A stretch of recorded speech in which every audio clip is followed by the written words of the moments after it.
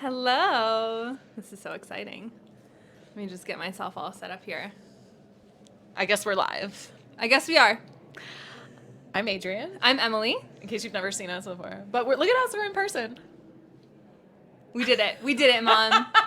We did it, Mom. We're actually here at Podcast Movement in Denver/Aurora, Colorado. Yeah. Don't be fooled. They marketed it as Denver. It's Aurora. It's not Denver. And there's nothing around here except for the 5 restaurants inside of this hotel. It's fine. I went in Lazy River yesterday. Yeah, there's a lazy river, so it worked out. I'd rather have a lazy river than restaurants and food anyway. Yeah. So we're at a podcast conference. My first conference since 2019. Your first conference My first conference since I was sent to the Run Like Clockwork beta event in 2018 as a participant, and now I work for that company. So really, technically, this is my first major conference ever. Yeah, there's 4,000 people here. So we decided to take the opportunity to record live while we're here together because they have some booths set up. As you can see, all of Sponsored booth. by Yat Media. I wish. This podcast is not sponsored by Yat Media. Pick us up, Yat. But here we are. So I want to kick things off by asking you, Emily, what has been your biggest takeaway so far? With the caveat that it's only our first day of sessions. Right. So. Okay, so the biggest takeaway the biggest action item so far I'm walking away with is that we need to rename both of our podcasts. Yeah, I got that too. So be on the lookout that Dear Work Wives. we might have to change the name, guys. And the Run the Clockwork podcast might have a different name. And I'll tell you why. Because you might be like, what? We love the Dear Work Wives. We like the Dear Work Wives name too. I love the name Dear Work Wives. Me so too. this has been a hard pill to swallow. But It's heartbreaking. But what we've learned today is that if we want to grow and get new listeners, which we do because we feel like what we're talking about is so important, and in order to do that, we need better SEO. And the way that SEO, search engine optimization, works on iTunes, which is the biggest platform according to all the data. Sorry, Spotify. 66%. So 2/3 of people are listening on iTunes to their podcasts, right? And if you want to be searchable, you really have to have keywords in the title. And if we're being honest with ourselves, no one is searching for Dear Work Wives. No one is searching for Dear anything, really. No. So we're going to have to change it. We would love your advice. What are you searching for when you would think about this podcast? We're the keywords that we've come up with so far, which we just got to do some keyword research, but work toxic. Yeah. Workplace, job. It's kind of where manager, maybe. I don't know. So that's where we are. So we will let you know in advance so that if we're already in your feed, that you're not like, who the heck is that? Right. If things switch, right? So we'll let you know in advance once we decide on the new name and when that's going to happen. But yes, that is one of our biggest takeaways. My second biggest takeaway is I need you to go tell your friend to listen to this podcast. Right. Please, if you are listening to this, please tell a friend to listen to it. I don't care. Actually, don't rate and review us. Just share it with a friend. And hit that follow button. Yeah. Follow the podcast so that every week when the episode comes out, it'll come to the top of your feed. It'll notify you. But that is important for us, and it's important for the algorithm. So even if you left us a review, we love you. Thank you so much. But apparently that doesn't even matter. So yeah. Of course we care, and we want your feedback because we want to keep improving the podcast and giving more of the things you like and less of the things you don't like. Yes. But please share it. I'm begging. And follow us. Yeah. Cool. That's it. Those are my top 3. We need a different name. We need you to share it with your friend because that's going to be actually one of the biggest ways for us to grow. And we need you to follow us. Yes. So. And we will not stop being the Work Wives just because we'll share the podcast. A new name. Right. We're going to have a new name. Yeah. But it'll still be brought to you by Dear Work Wives. Because I love that Because we are the Work Wives. So. Right. Okay. I have a really big topic that we're going to talk about today. I'm excited. You ready? Yeah. Okay. I'm going to ask you this question first, and then we're going to talk about an article. Okay. So, do feelings belong in the workplace?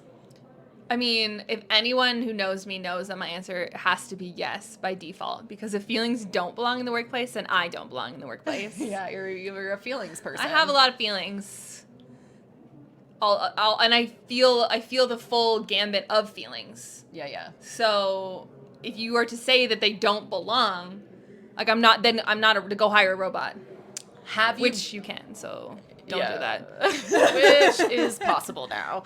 But have you ever worked in a workplace where you definitely got the vibe that feelings were not permitted in the workplace? Because I have, and I honestly can say that I've probably been guilty of perpetuating that message in my corporate role. Like I kind of bought into the idea that like you shouldn't cry, you shouldn't, you should just be professional because that's what everyone else was doing and was preaching. Whereas now I feel like I want to be a better role model and kind of break the mold for leadership and allowing feelings into the workplace. But I have been not only someone who has been in that environment, but probably someone who perpetuated that environment. I think it's not professional. No, it's not professional. But what is not professional now? Professional means nothing. It's not real. It's not a real thing. Outfit professional? Like, by some people's standards, no, because you can see my boobs. So, and it's above the knee. I know. I'm just like looking at this camera and I'm like, you can see my legs, but I can't really move. Yeah. So unprofessional. Very unprofessional of us. But who decides that? I don't know. Some old white guy 50 years ago. And who perpetuates that? Other old white guys. Or us, if we continue to live into it. Yeah, to live into it. To be like, I can't wear this because it's not professional. Because you have been asked, is this outfit professional enough? This whole time.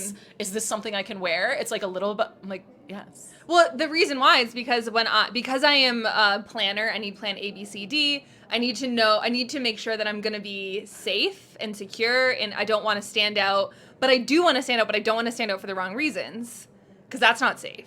So you're like, is everyone else there going to be looking professional in the way that we historically have known professional to be? And on the website FAQ for this event, it said that the dress code is business casual.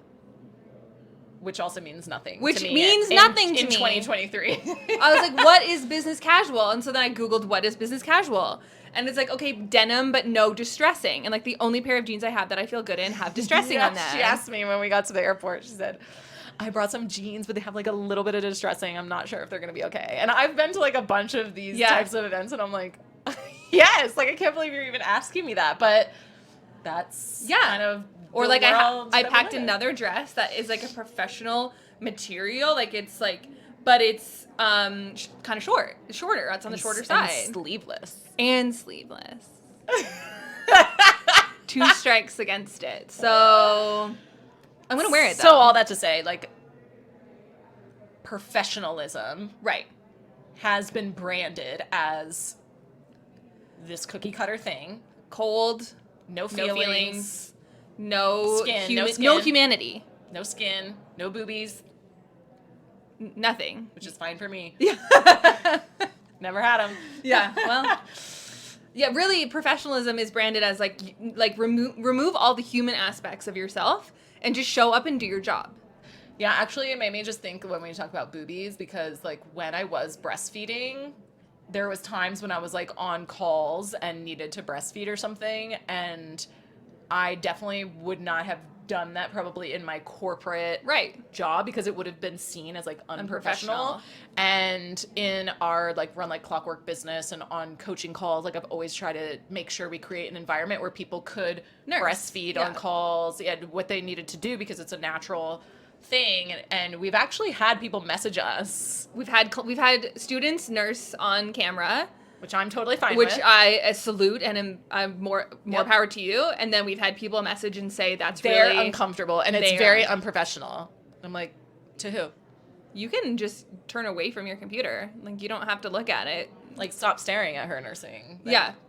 They were like, can she turn her camera off? No, not if she doesn't want to. So, yeah. Professional is such a made-up word. A word with no meaning? Yeah, it has no meaning anymore. It's been, the meaning of the word has been, it's rooted in misogyny, patriarchy. It just means nothing good for women, in my opinion. Yeah. My very controversial opinion about it is that it's hogwash. Hogwash. So feelings. Do you think there is a limit? As someone who has a lot of feelings, led by someone who has no feelings. You have feelings, but you do not share them. I have feelings, but it is really hard for me to share my feelings because a lot of times I don't know what I'm feeling. Right. Yeah. It's true. Like, yeah, no, I'm it's like, true. I'm feeling something, but I'm not sure what it is. Am I supposed to be crying right now? Yeah. I struggle with this myself because what was the quote from the article that we're going to talk about? It's like capitalism doesn't run on good vibes. Right? So like, we got to get some work done too. We have to get work done. And so while there must be space in the workplace for humanity and feelings, there is a limit. We have to work. And so, but to say that even feels icky. Inhumane. Feels awful. I know. But it's actually, it's like the cold hard truth. It's the ugly side of being in a for-profit business. In a capitalistic society. Is we need to work. If your feelings are so feelingy that you can't work, then like there needs to be supports in the business for people to be able to step out. Yeah. In my opinion. But how much is too much, right? And I've had this conversation with myself. Probably how much I give is probably too much. I've had this conversation with myself, like as a leader of a company. Like, I want to be supportive of people's feelings. I want to be supportive of people's mental health.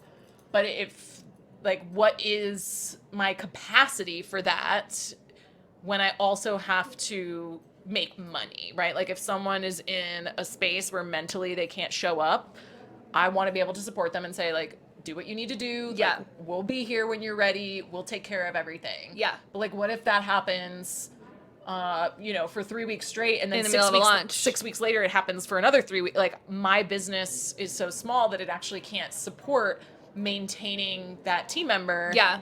And continuing to support them in that same capacity. So I do think that there is a limit in capitalism, but it does feel gross, right? Yeah. Like, it feels not good.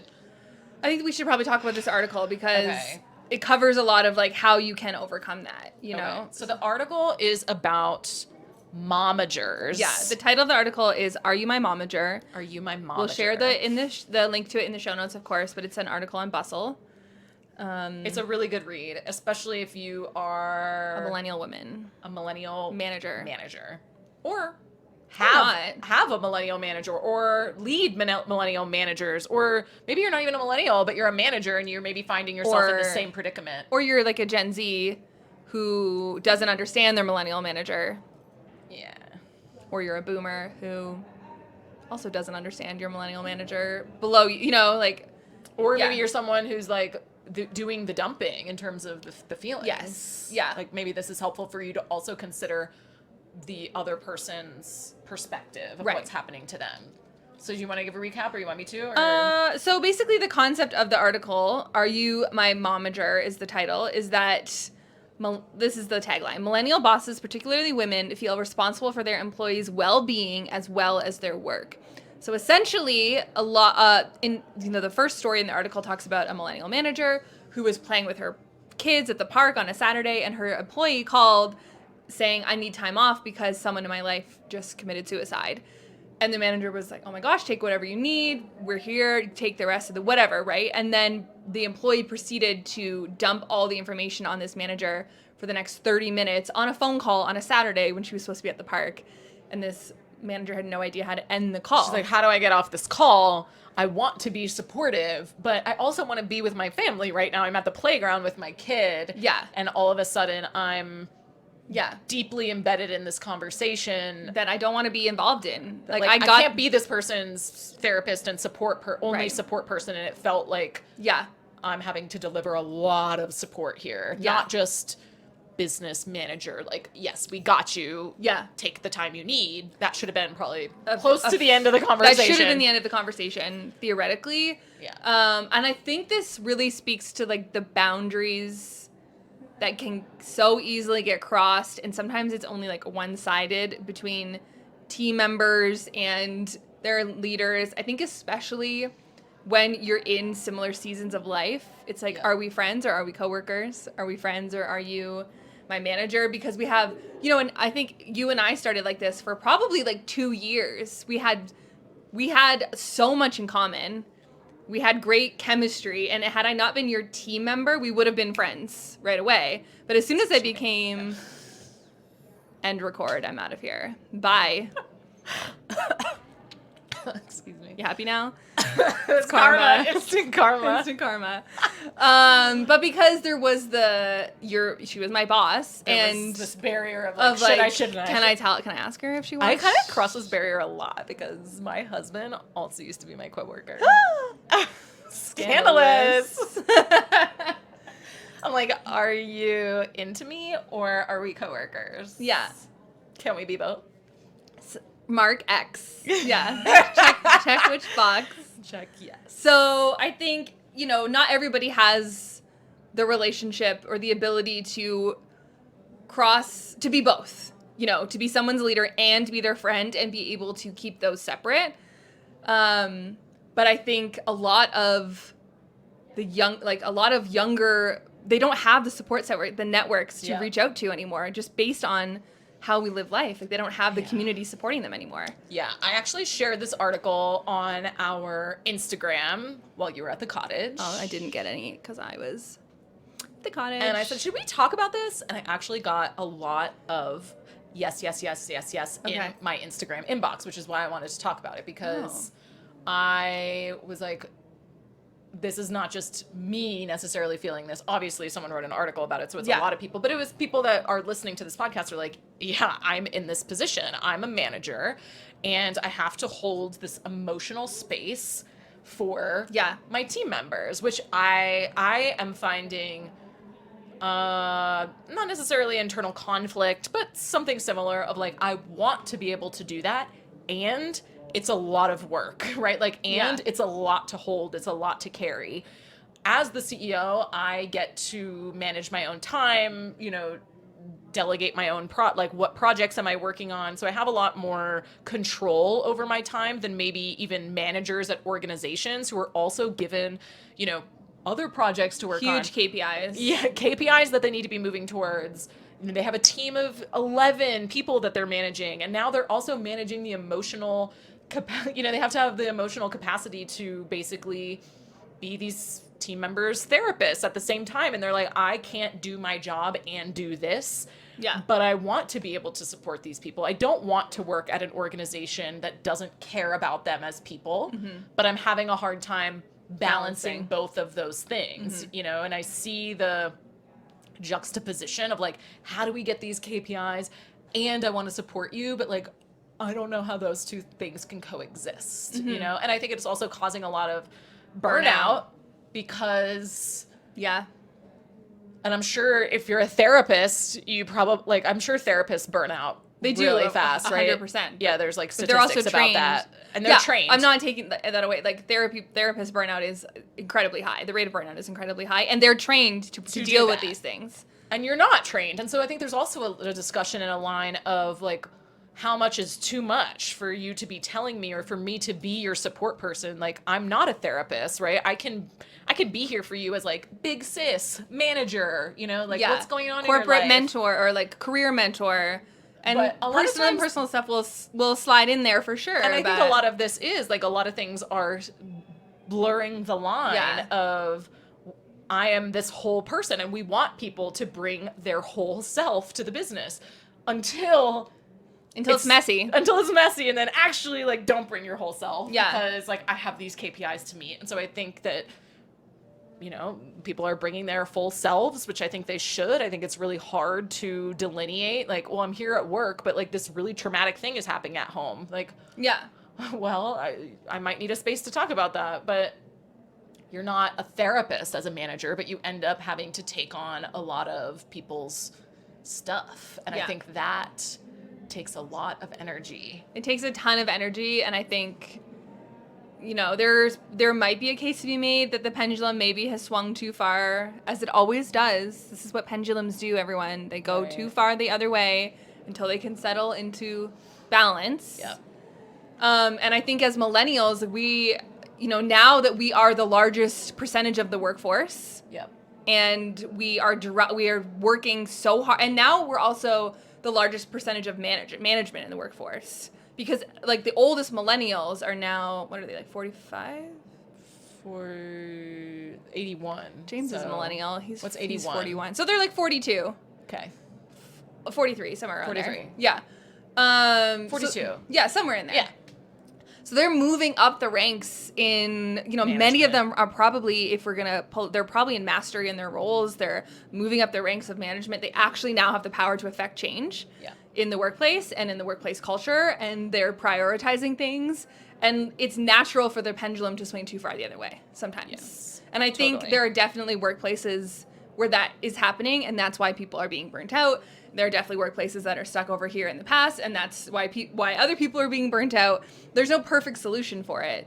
You know, it's... Yeah, but I think it's an important conversation to talk about. So especially if you're a leader of an organization or managing managers who are working with team members, to kind of build that into their workload and into their capacity. Like, oh, it's not just hitting these KPIs, but, oh, you're also having all these one-on-one conversations that don't live in a silo. Like, those conversations affect you long after you've gotten off the phone with them, right? You're thinking about these people because you care about these people. Yeah. And so I think building that into people's workloads and capacity and checking in.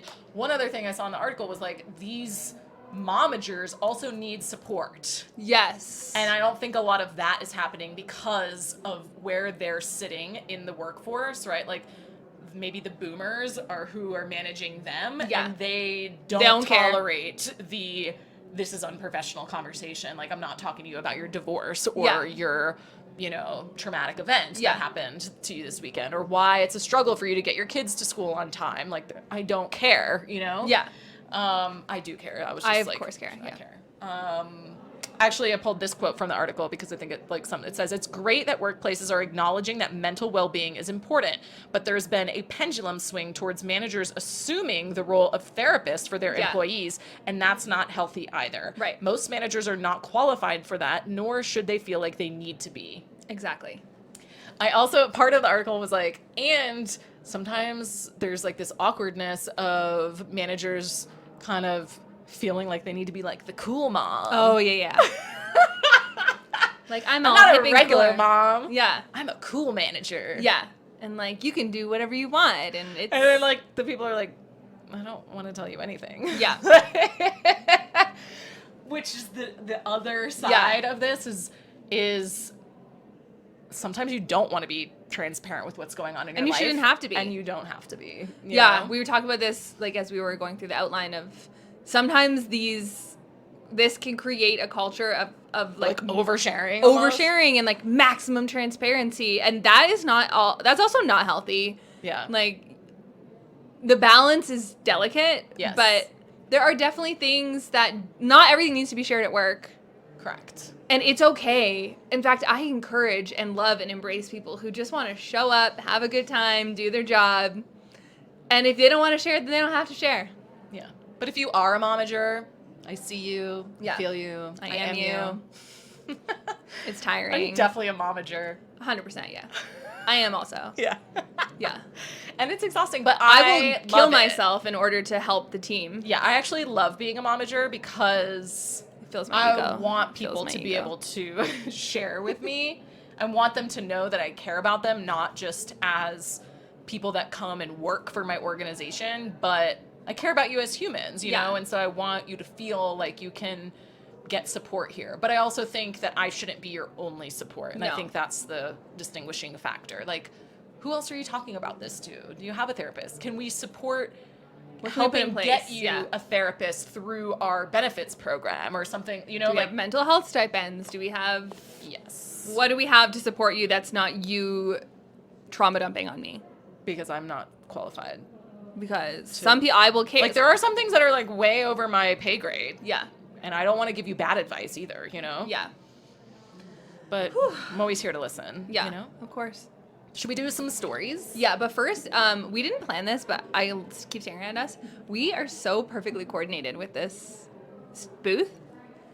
We wore like brand colors, but like we also fit into this booth, so I'm really proud of us. So if Yacht Media wants to sponsor us or something, you know where to find us. All right, friends, we're going to do 2 stories today. Okay. While we're here live at Podcast Movement. Don't you wish that we could record every episode live? Together? Yeah. People keep walking. Okay, so we're in a booth. We're in like a fish tank. Just Yeah. so if you see our eyes going away, it's because people are staring at us. It's glass. And we're so perfect. Animated that a lot of people are smiling at us. And I don't want to be rude, so I smile back. Yeah. Okay, so 2 stories that are storying today. So this one is about commission calculations not being transparent. Ooh, okay.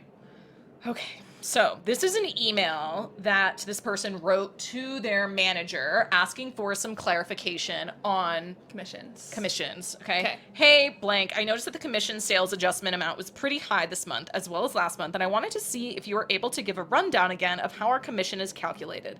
A lot of people on the team mentioned having a good month of billing last month, and there's no real way for us individually to see how the final number is calculated. Are you able to see if there are any errors anywhere?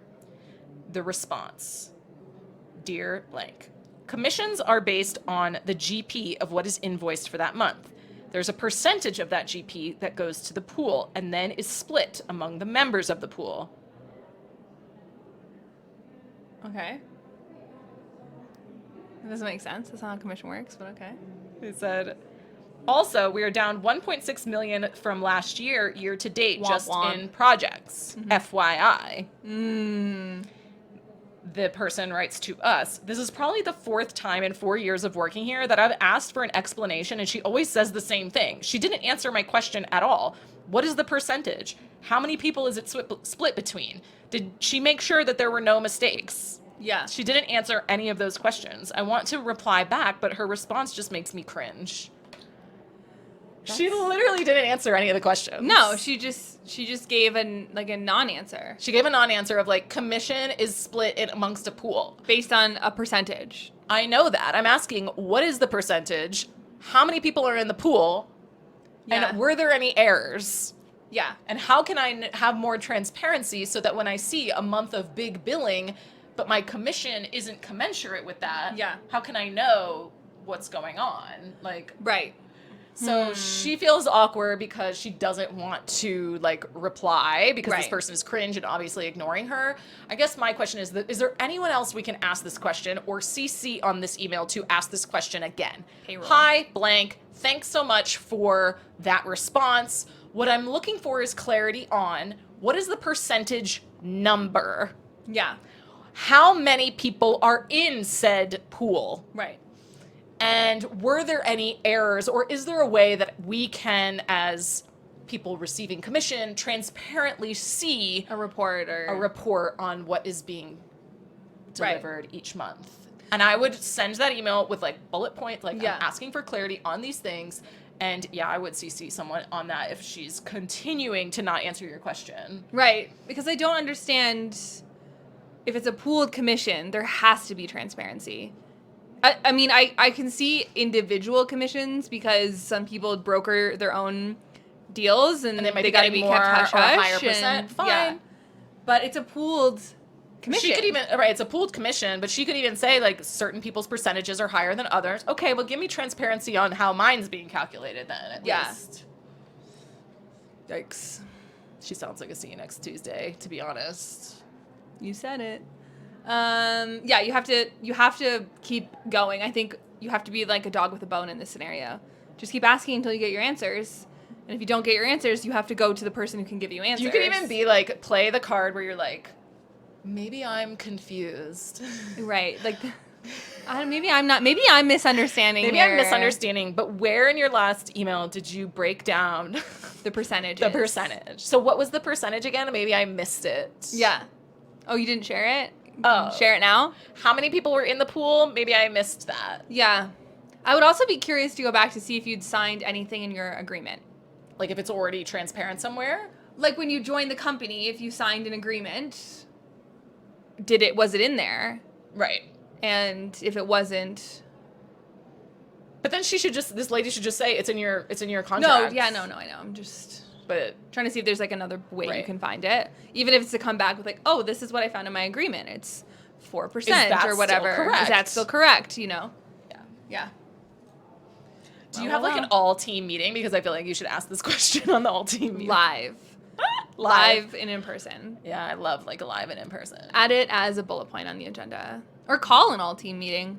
Hi, I'm looking for more clarity on what percent is the commission and how many people is it being split between in the pool. Right. Just so that I have the ability to calculate it on my own so that I know what to expect. Right, because as a commission-based person, I have bills you need to to know these things. You need to know, you need to be able to expect. You should be able to getting like updated reports.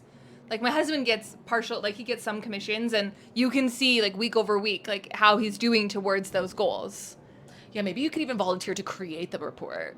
Oh, yeah. Hey, I would love to create like a week over week report so that people have transparency. They can track, they can track understand so that they can like better plan how close or how far off they are from hitting the next milestone or hitting KPI. their targets, right? Because people are motivated by making their own money. Yep. So if we had a little more transparency, yeah, maybe we wouldn't be 1.6 million down. Solutions everywhere. Womp womp. Okay. Yep. Ready for the next one? Yep. Okay, this one is an Am I the Asshole story. Okay. Which I always love a good Am I the Asshole. Okay. Am I the asshole for refusing to be available for emergencies during my holiday? No. Backstory. My holidays were approved by my manager 1 month ago. Yesterday, my colleague, John, which I'm very friendly with, also wanted to take a trip to an exotic country to see his friend the same days as my holiday.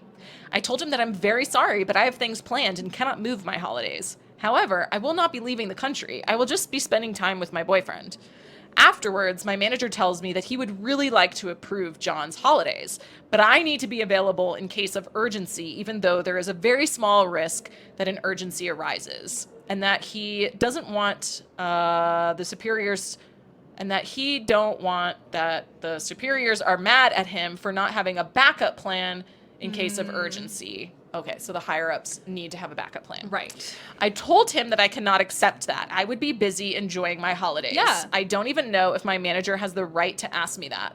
Well, now I have the impression that my colleague, John, is mad at me for ruining his chance of exotic holidays, as it seems like a once-in-a-lifetime trip. But I believe that my manager is responsible for this. If he wants to accept the holidays of my colleague, he can sacrifice his own holidays and be available instead. Am I the asshole for ruining my colleague's chance to go on this trip? No, you're not. Yes. John is the you asshole. are. You think that she's the asshole? We disagree on this one?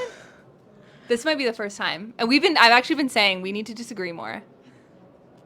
Okay, give me your perspective. I mean, I could say yes and no. Like, if this manager has the ability to just be available for urgencies, then Right. like, yeah, he or she should just do that. Right.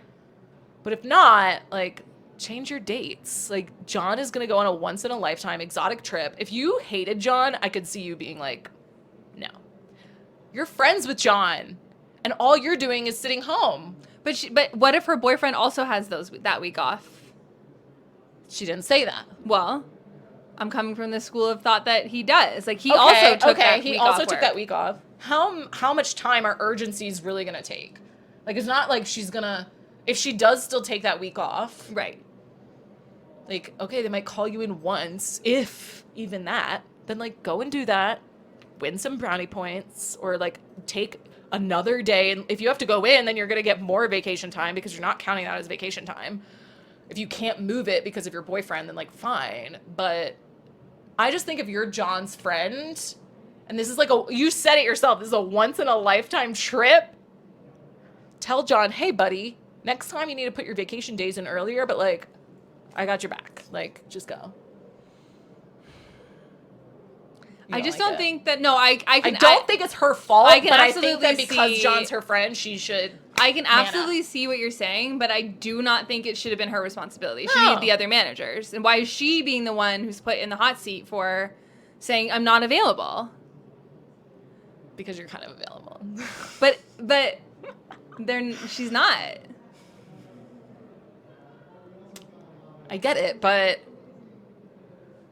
that's what I think she should do. Okay, well. In this situation. Like, I agree. She's not necessarily the asshole yet, but if John has to cancel his, like, exotic once-in-a-lifetime trip just because you want to sit on the couch with your boyfriend and, like, sure, that's kind of your right, I guess. That's your right. You don't have to, but... She said she has plans. She's just not leaving the country. No, she said she's staying at home with her boyfriend. Well, she also said she has plans. She's just not leaving the country. I think she's just sitting at home. Who takes vacation to just sit at home? Nobody. I bet you she has actually, James and I are in November. But sorry, I'm not available for emergencies. Yeah, but like, what if someone else was like, I'm taking this like really exotic trip though. Like, there probably won't be any emergencies, but like, could you be on the back burner? Okay, so like realistically, like I would do that. Okay, I would. you like, would. If like it was your if friend. you, If I did it. if literally anyone on our team, and like we have done that as a team. Like What if it people was have like- moved okay, what if it vacations was- around. Okay, to- let's do here this. we go. Okay, hypothetical scenario. Okay. Why are these people standing right at the door? I don't know. They're standing right at our door. Right Hopefully at the you can't hear door. them. But hypothetical scenario. You're supposed to be on vacation, okay? Yeah. But you're just staying at home with James. The kids Like are I at was supposed to school. be this week, Yeah, but you're here. but I'm here instead. Yeah, I'm home. I yeah. have this like last minute opportunity to take my kids and my husband on this exotic vacation or to Disney World. Of course I would do To it. Disney World. Of course I would do it. And you're my only backup. Then I would do it. Should I cancel my trip? No. The odds of an emergency happening are so rare. So like you're probably not going to get called in anyways. But it's impossible for me to get called in because I'm going to be at Disney. But you, it might be a little easier. I'll make it up to you somehow. But like, would you just be my backup? Yes. See? But I don't think I don't think she's an asshole for holding a boundary around. This is the time off I put in weeks ago. I can maybe agree with that, but I don't think you're going to be John's friend. Maybe if she's you say no. completely burnt out. Maybe her, like, who knows what's going on? I mean, she could have shared that on Reddit. So I'm just, like, trying really hard to find a reason why I'm right and you're wrong. I just wanted to disagree with you. I don't think she's the asshole for holding a boundary and being like, no, I put this vacation request in and I do have plans. They're not as cool as yours, but I have plans. Yeah, I mean, technically it's none of anyone's business what she's doing, so she could just be unavailable. Unavailable. I don't think that she's the asshole. I don't think she's the asshole. Would I think it would be the nice thing to do. But would I cover for John in her shoes? Yes, I would. I agree. I think that you're not the asshole if you say no, because really it's none of their business what you're doing. Yeah. You could be going out of the country for all they know. And it was really terrible for your manager to put you in the situation like that so publicly and like not. And now John knows and it's also, too. she said the manager should something about his vacation. So was the manager on vacation as well? No, I think the manager. Oh, maybe not. Let's see. But I believe my manager is responsible for this. If he wants to accept the holidays of my colleague, he can sacrifice his own holidays to be available instead. So maybe, like, I assumed holidays meant vacation because in, like, South Africa and, like, Australia, they call holiday, like, a vacation, not, like, actual holiday break. Yeah. So I'm wondering now, it's, like, actual holidays. Like the season. The season of, let's just say, Christmas or something. The winter holiday season. And so she's going to summer. potentially have to sacrifice holiday. Everyone's I think gonna be that's what off. it is. I think it's like Everyone's going to be off for the holidays. it's winter season closure. Yeah. Or a summer season closure, depending where you live. And the boss is asking her to be the backup and sounds like instead of John.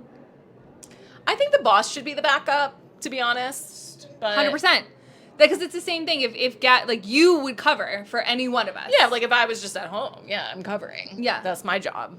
You wouldn't put During that holidays. on me No, to cover. no, it's my business. If you were like, yeah, Emily and Julie, it happened last week at Clockwork. I had last week off. Julie also asked if she could have the same week off, which meant, and Julie and I would cover for Julie. Julie would cover for me, which meant you had Covered. to cover. Or I could have said, No, you can't have that week off. Anyways, I think the manager is the asshole here, Yeah. but I think I if think the that manager the is nice unwilling thing to to cover, do- then you should cover the for nice your friend John. it is a nice thing to do, and I would accept coverage being like, but I'm gonna take another day another time. You know what I mean? Oh yeah, you better get paid back for this. Yeah. But if you want to be friends with John, like, and tell John to be more responsible next time in terms of But like putting that's his the thing. vacation Sometimes in things advance. like remember when Sandy like won a trip or got offered a last minute trip Oh yeah, sometimes and if it's like to like a once in tropical lifetime location, thing, and yeah, we like, were all like, go, go, sometimes- go, like Yeah, of that's course, and we all covered for her. Yeah. So I think my initial no was like, because she's not the asshole, but I would cover. So Yeah. okay, well we almost got heated there, but then we still yielded the same I know. opinion in the end. But we just took a different journey of getting there. It's really hot in here now, though. Are you hot? Oh, yeah, these lights. This is what it looks like though when you want proper videos. I mean, I look good, but So yeah.